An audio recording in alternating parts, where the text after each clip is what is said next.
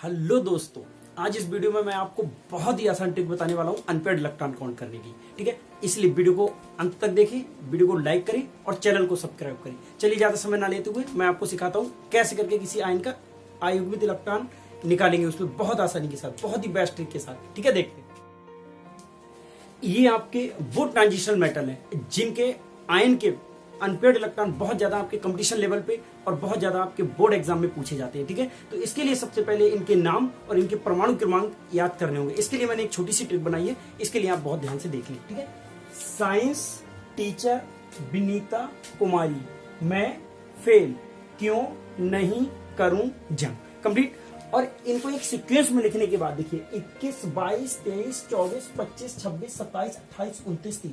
अब इसे जब माइंड में आप सेव करेंगे तब कहीं पे आए ना टीचर, तब आप समझ जाएंगे टाइटेनियम। साइंस के बाद टीचर आया, टाइटेनियम 22 आएगा इसका। ठीक है, कहीं पे आए फेल तो आप देखेंगे साइंस टीचर विनीता कुमारी, मैं फेल। ठीक है, 6, 21 से लेके यहाँ पे आएंगे तो 26 परमाणु क्रमांक होगा, फेल Fe आयरन। तो इस ट्रिक के बाद जब इनके परमाणु क्रमांक अनपेयर्ड इलेक्ट्रॉन निकालने के लिए सबसे पहले अबाव के अकॉर्डिंग उसका इलेक्ट्रॉनिक विन्यास SPDF में लिख लेते हैं। ठीक है, इसका इलेक्ट्रॉनिक विन्यास लिखते हैं। जैसे मैंने एक एग्जांपल लिया है Mn।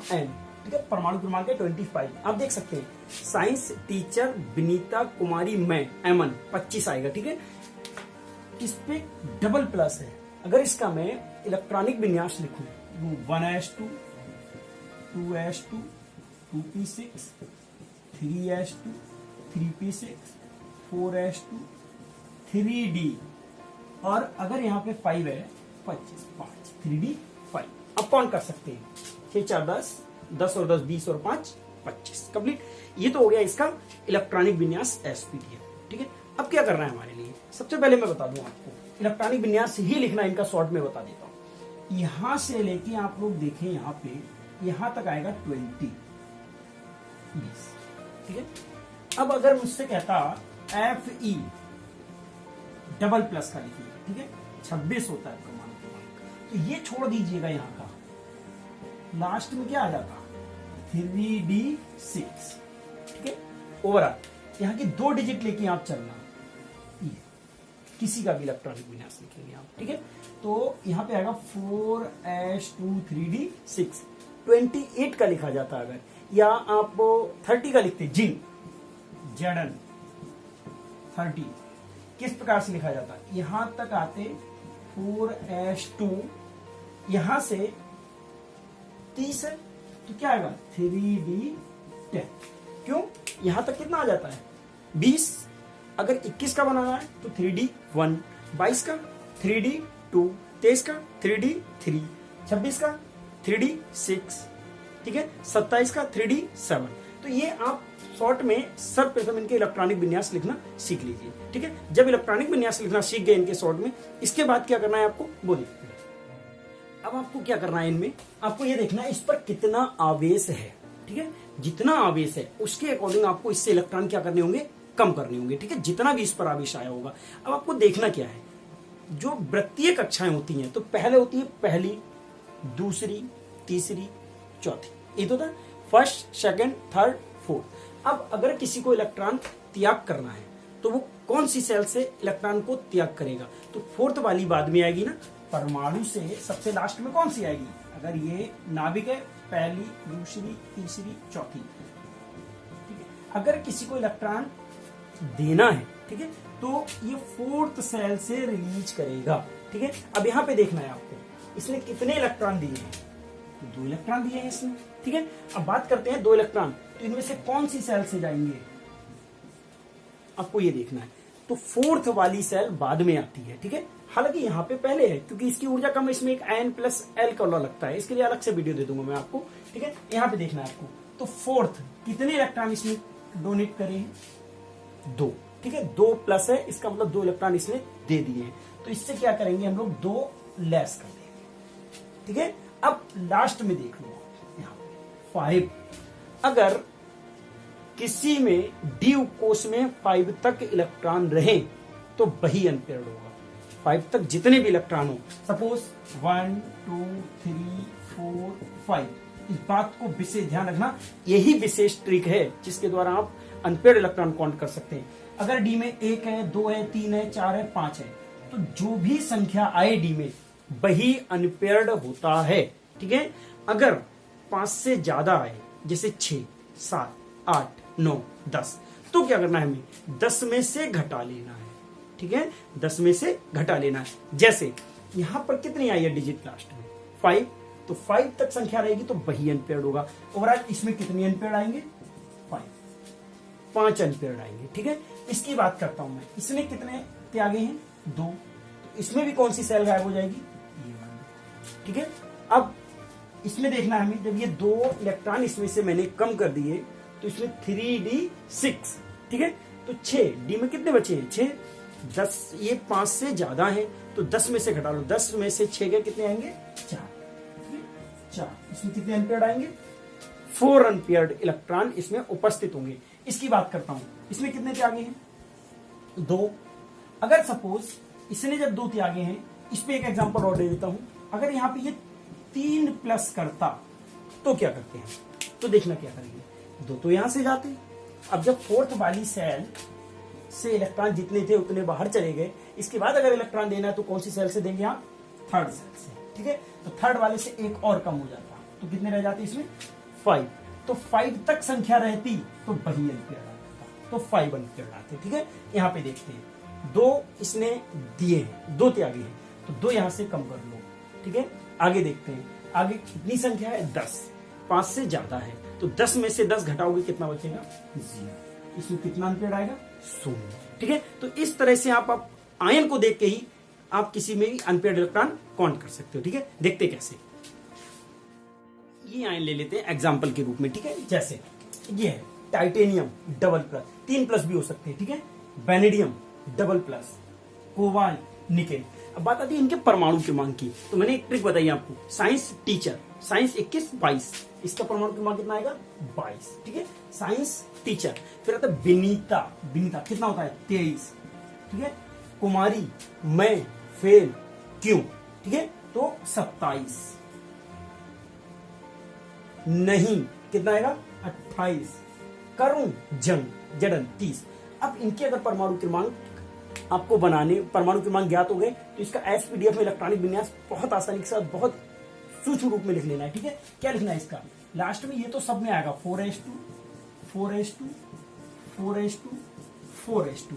ठीक है, आगे ये आता है 3d 3d 3d 3d, कितने को बनाना 22 का कितने आएंगे 2, 23 का 3, 27 का 7, 28 का 8। अब देखना है इन्हें कितने कितने त्यागे, इसमें कितने त्यागे 2, कौन सी 4th सेल से गायब। ठीक है, कितने बचे 2, कितना अनपेयर्ड 2 आ गया सर। ठीक है, इसमें देखते हैं इसमें कितने त्यागे 2, 4th सेल से त्याग दो 3, सर 3 अनपेयर्ड। ठीक है, यहाँ पे डबल प्लस गायब, शायद 5 से ज्यादा है, 10 में से 7 घटाएंगे क्या मिलेगा 3 अनपेयर्ड कंप्लीट। फिर इसमें से आता है कितने त्यागे हैं 2 कम कर दीजिए 8, 5 से संख्या ज्यादा है, 10 में से 8 गया कितना बचा 2।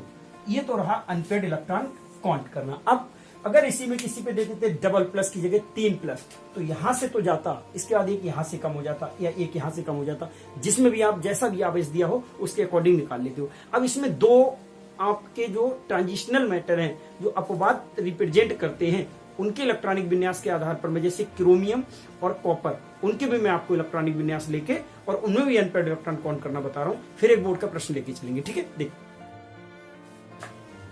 ये 2 ट्रांजिशनल मेटल है। ठीक है, जिनके इलेक्ट्रॉनिक विन्यास में हम 4s1 और 3d उसमें एक बढ़ा लेते हैं। कैसे, ये देखें, इसका लिखा जाएगा 4s, लिखना ऐसे चाहिए 4s2 और 3d4। ठीक है, इसका ऐसे लिखना चाहिए था हमारे लिए 4s2 3d9। 29 का है तो 9 आएंगे, क्योंकि यहां तक कितना आ जाता है 20। अगर 24 चाहिए 4 हो गए, 29 चाहिए 9 हो गए। लेकिन डी में 4 और 9 नहीं आते। ये क्यों नहीं आते, इसका एक कारण है, वो भी देख लीजिएगा। अगर डी की बात करूं तो इसमें 5 ऑर्बिटल्स बनाए जाते हैं, 1 2 3 4 और 5।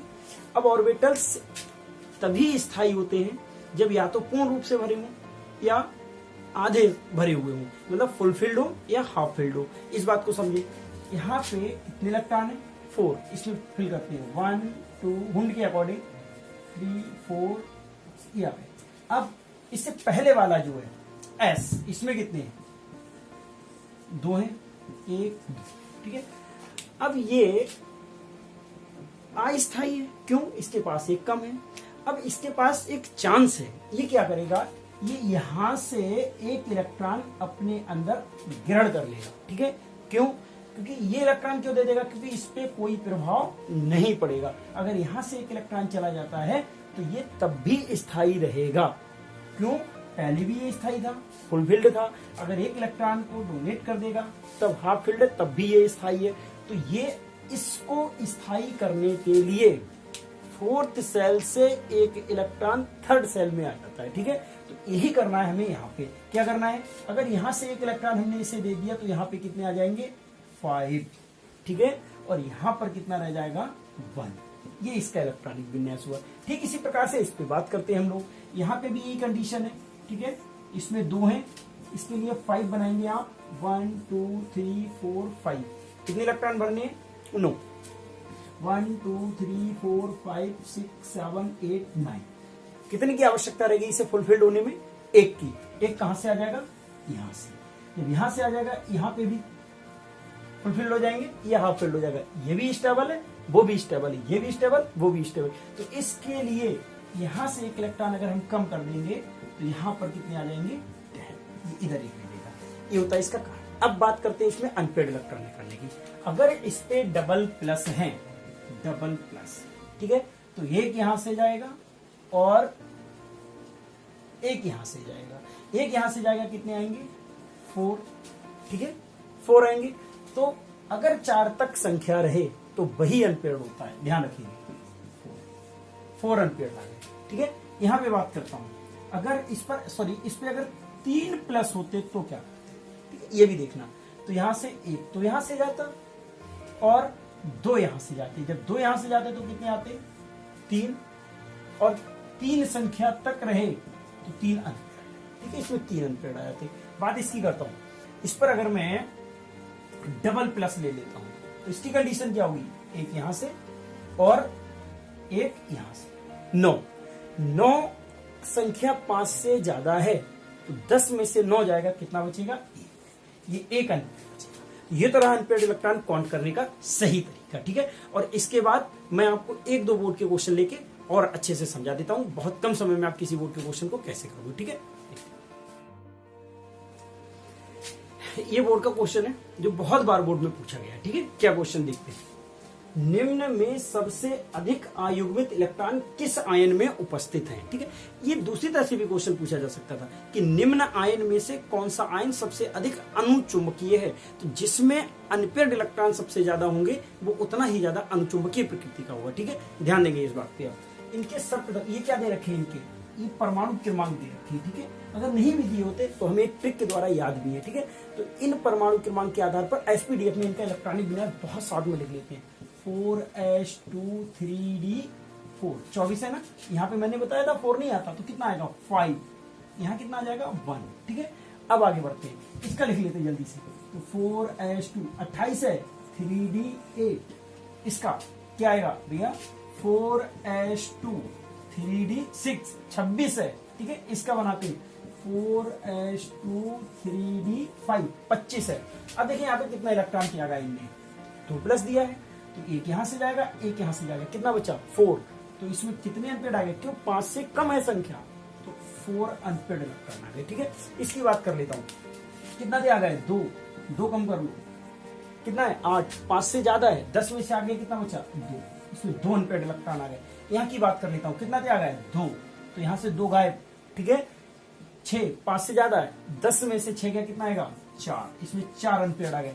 यहाँ पे देखते हैं 2 त्याग गए इनने तो 2 यहां से गए, 10।